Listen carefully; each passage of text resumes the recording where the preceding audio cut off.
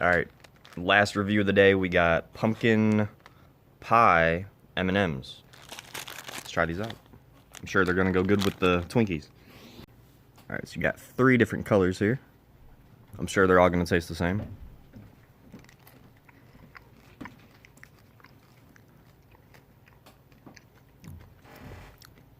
That did not taste like pumpkin pie. That was straight up chocolate.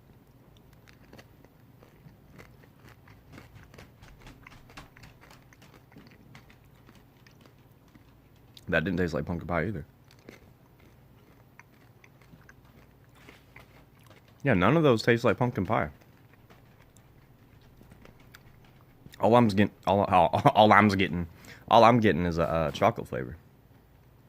Yeah, I mean, if you like chocolate, try it out. But they really don't taste like pumpkin pie.